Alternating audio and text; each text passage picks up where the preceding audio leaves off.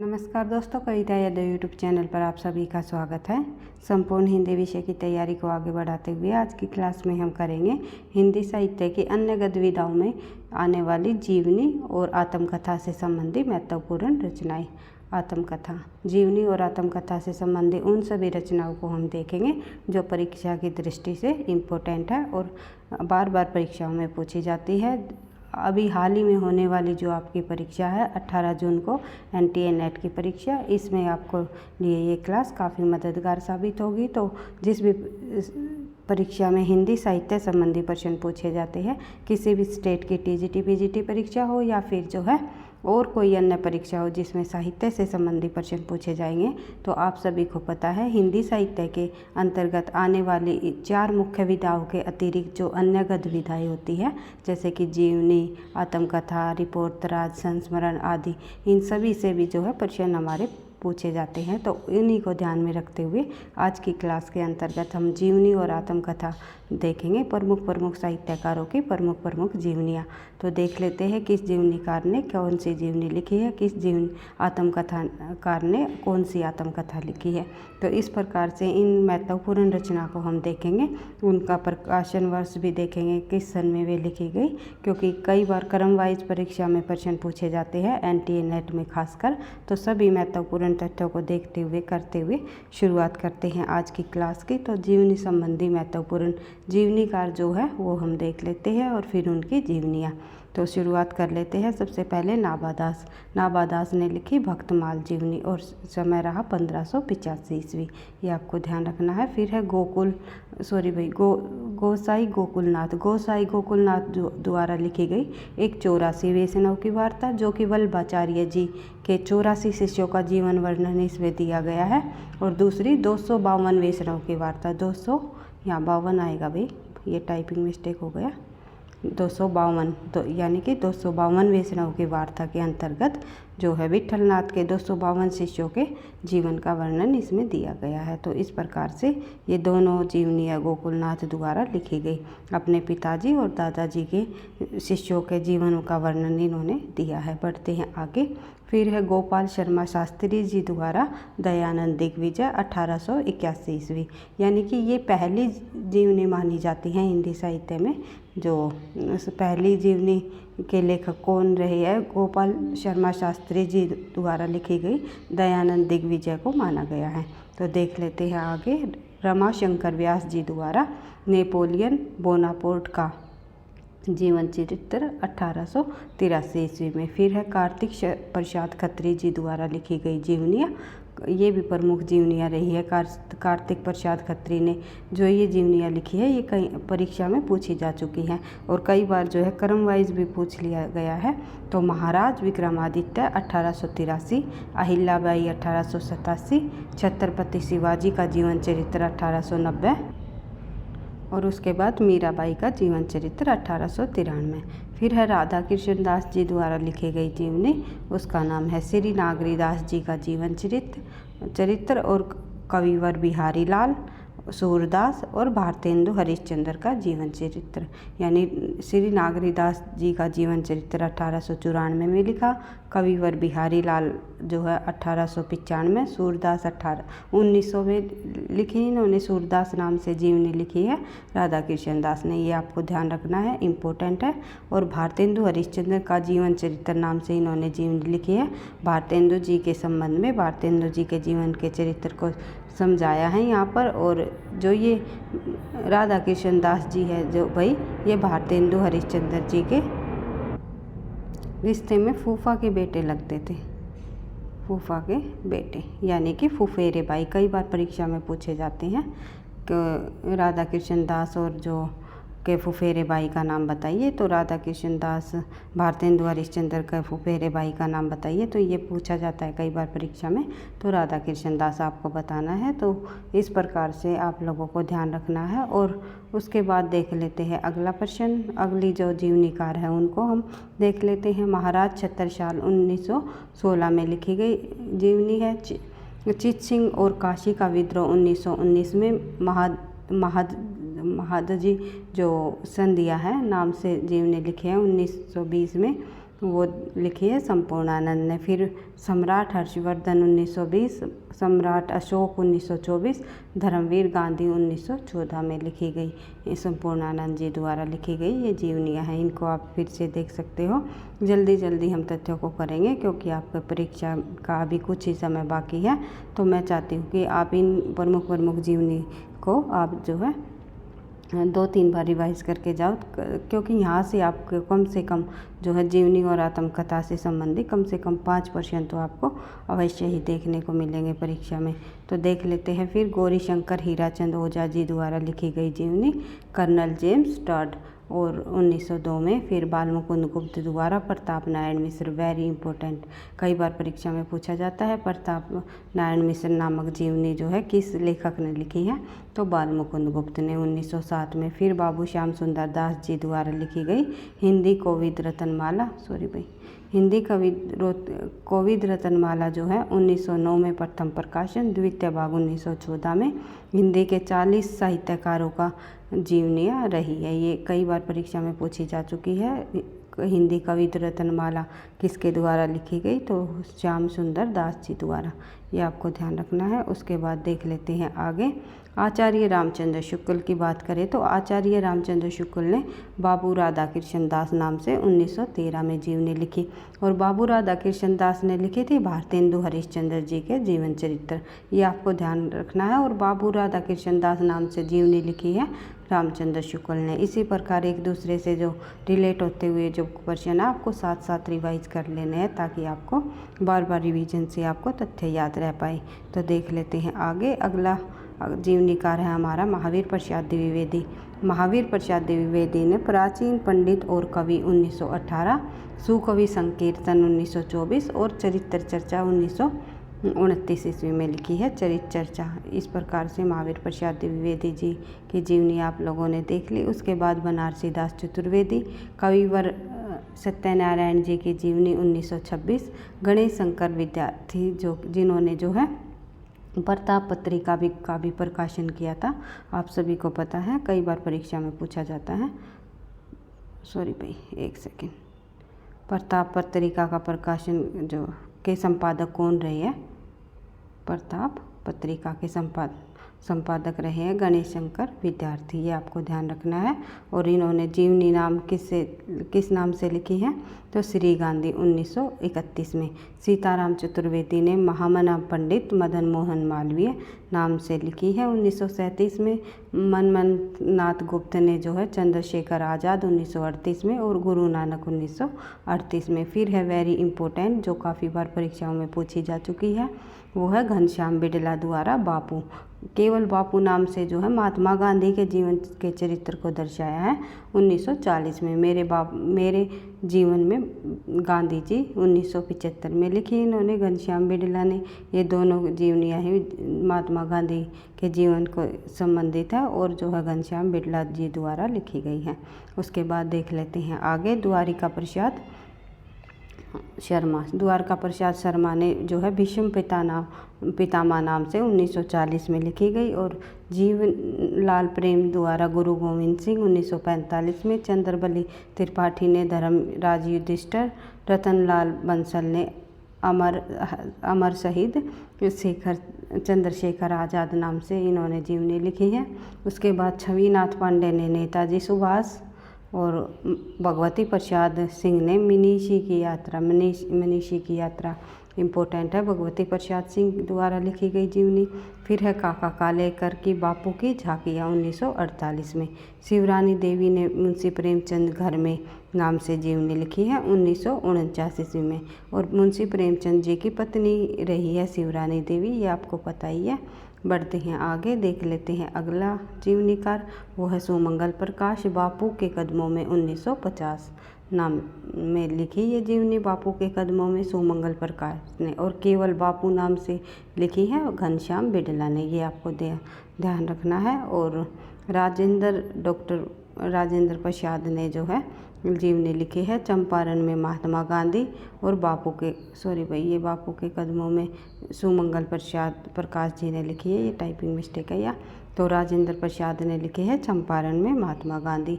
जगदीश चंद्र माथुर ने लिखी है जिन्होंने जीना जाना 1954 में।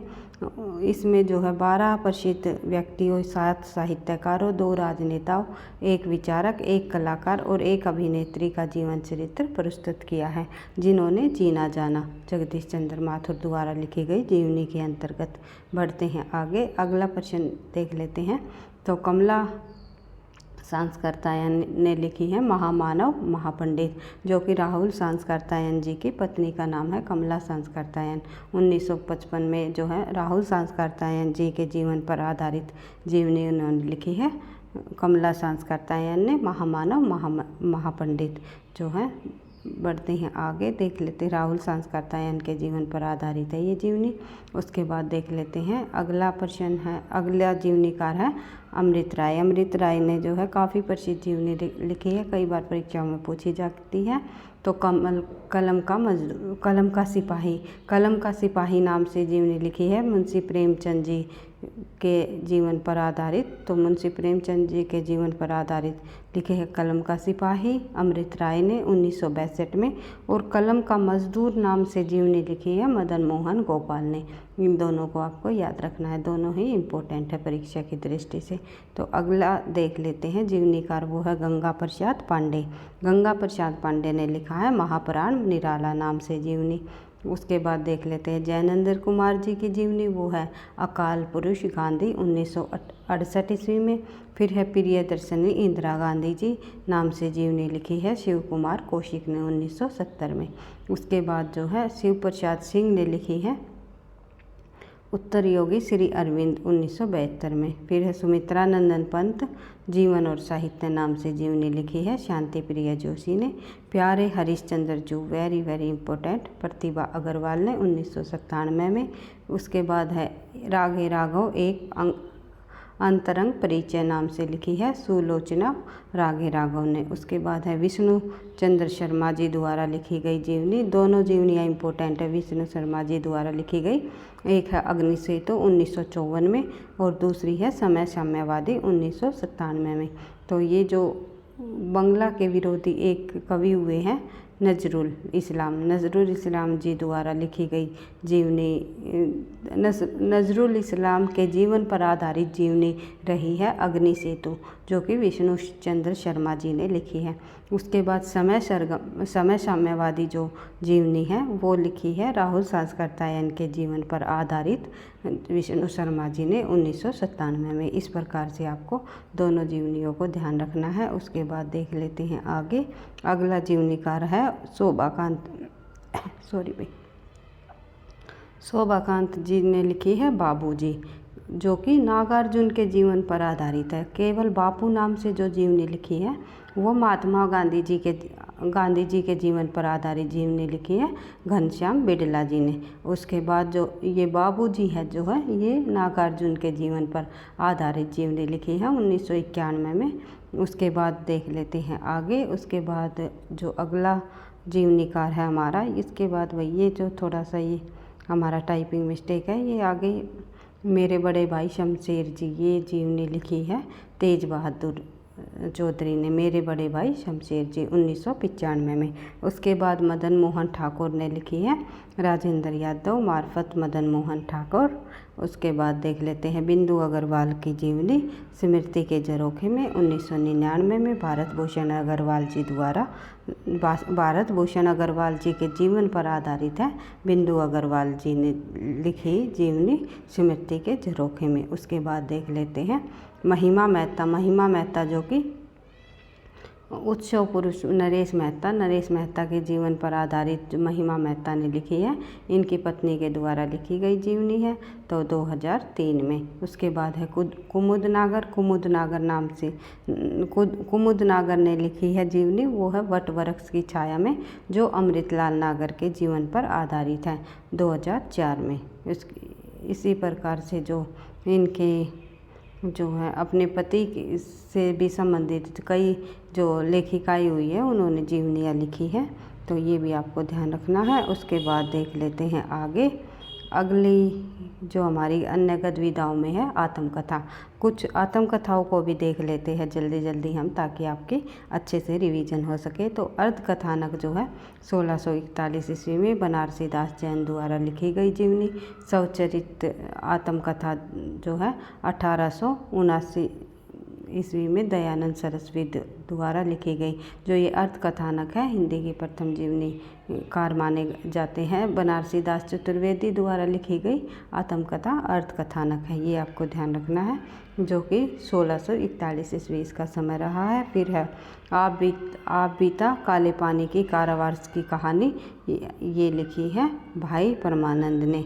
फिर है कल्याण मार्ग का पथिक 1925 में स्वामी श्रद्धानंद ने। फिर आप बीती 1933 में लज्जाराम मेहता द्वारा।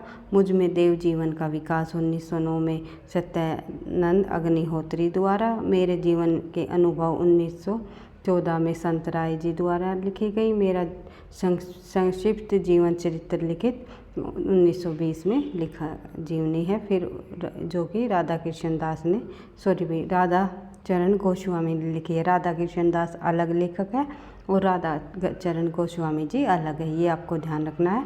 राधा कृष्ण दास ने जीवनी लिखी है वो भारतेंदु हरिश्चंद्र जी से संबंधी, और भाई ये जीवनी नहीं है, सॉरी मैं जीवनी बोल रही हूँ, तो आत्मकथा है ये, तो इसके लिए मैं माफ़ी चाहूँगी। तो देख लेते हैं, क्योंकि हम पहले जीवनी पढ़ रहे थे तो इसलिए जीवनी ही जो है जुबान पर बार बार आ रहा है, तो इसलिए हम देख लेते हैं। ये सभी की सभी आत्मकथा अर्धकथानक आत्मकथा जो है बनारसी दास चतुर्वेदी। सौचरित्र आत्मकथा दयानंद सरस्वती। आप बीता काले पानी की कारावास की कहानी भाई परमानंद जी। कल्याण मार्ग का पथिक जो है स्वामी श्रद्धानंद द्वारा आत्मकथा लिखी गई। आप बीती जो है लज्जाराम मेहता जी द्वारा लिखी गई आत्मकथा है, और इसमें मुझ में देव जीवन का विकास जो है सत्यानंद अग्निहोत्री जी द्वारा लिखी गई आत्मकथा है। मेरे जीवन के अनुभव संत राय जी द्वारा लिखी गई, और मेरा संक्षिप्त जीवन मेरा परिचय लिखित जो है ये राधाचरण गोस्वामी जी द्वारा लिखी गई आत्मकथा है। फिर है महिला रचनाकारों की आत्मकथाएं, तो देख लेते हैं प्रमुख महिला रचनाकारों की भी आत्मकथाएं जो कि परीक्षाओं में पूछी जाती हैं। अनीता राकेश द्वारा लिखी गई आत्मकथा संतरे और संतरे। चंद्रकांता द्वारा लिखी गई हाशिए की इबारतें, और शिवानी जी द्वारा लिखी गई सनहु तात यह अखत कहानी 1998 में। पद्मा सचदेवा ने लिखी बूंद बावड़ी 1999 में। शीला झुंझुनवाला ने लिखी कुछ कही कुछ अनकही 2000 में। मैत्री पुष्पा जी ने लिखी कस्तूरी कुमंडल बसे 2002 में। गुड़िया भीतर गुड़िया दोनों आत्मकथाएं मैत्री पुष्पा जी द्वारा लिखी गई हैं। मनु भंडारी ने लिखी एक कहानी यह भी और कली यह भी, ये दोनों आत्मकथाएं मनु भंडारी ने लिखी। एक कहानी यह भी इनकी वेरी वेरी इम्पोर्टेंट आत्मकथा रही है।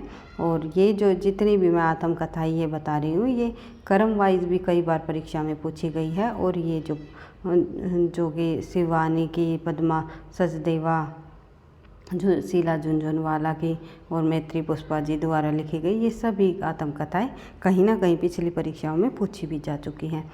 चंद्र किरण सोनरेखा द्वारा लिखी गई पिंजरे में मैना जो 2010 में। फिर है कृष्णा अग्निहोत्री जी द्वारा लिखी गई लगता नहीं है दिल मेरा 1997 में। और औरत, ये जो है 2010 में लिखी गई कृष्णा अग्निहोत्री जी द्वारा आत्मकथा है। फिर है प्रभा खेतान ने लिखी है अनन्या से अनन्या 2010 में। ममता कालिया ने लिखी है कितने शहरों में कितनी बार 2011।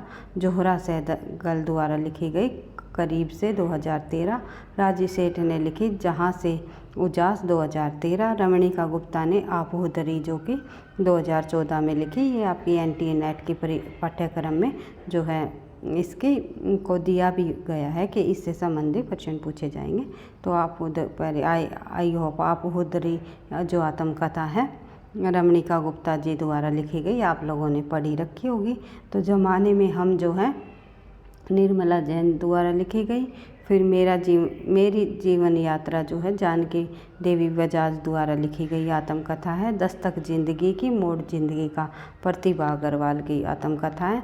जो कहा नहीं गया, कुसुम अंसल जी द्वारा। कई बार परीक्षाओं में जो है महिला आत्मकथाओं द्वारा ही जो रचनाएं है काफ़ी बार पूछी जा चुकी है। और महिला आत्मकथा जितनी भी लिखी गई है ये सारी की सारी ये इम्पोर्टेंट आत्मकथाएं है। कहीं ना कहीं पिछली परीक्षाओं में ये पूछी जा चुकी है। अभी हाल ही में जो परीक्षाएं होने वाली है उसमें भी पूछे जाने की संभावना है। कम से कम आप लोगों को इन आत्मकथा और जीवनियों से संबंधी कम से कम 5% तो अवश्य ही आपको परीक्षा में देखने को मिलेंगे।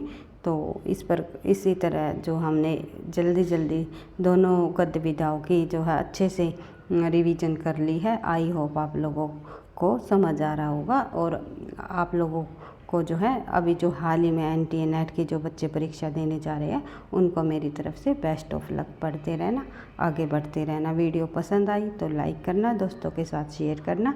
चैनल पर पहली बार हो तो सब्सक्राइब कर लेना। हम निरंतरता के साथ हिंदी साहित्य से संबंधी, हिंदी विषय से संबंधी अपनी परीक्षा की तैयारी को इसी तरह आगे बढ़ाते रहेंगे। अभी हाल ही में आगे होने वाली DEET TGT PGT परीक्षाओं की तो तैयारी हम कर ही रहे हैं। साथ ही और अन्य जिस भी स्टेट में TGT PGT हिंदी संबंधी परीक्षाएं होंगी उन सभी के लिए भी हमारी ये क्लासेस काफ़ी मददगार साबित होगी। हम केवल उन्हीं महत्वपूर्ण तथ्यों को, उन्हीं हिंदी साहित्य के उन्हीं महत्वपूर्ण बिंदुओं को करते हुए आगे बढ़ रहे हैं जो कि बार बार परीक्षाओं में पूछे जाते हैं।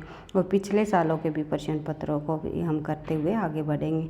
तो इसी तरह हमारे साथ जुड़े रहने के लिए आप लोगों का हृदय से मैं धन्यवाद देती हूँ। तो थैंक यू, धन्यवाद। तो मिलते हैं नेक्स्ट वीडियो में।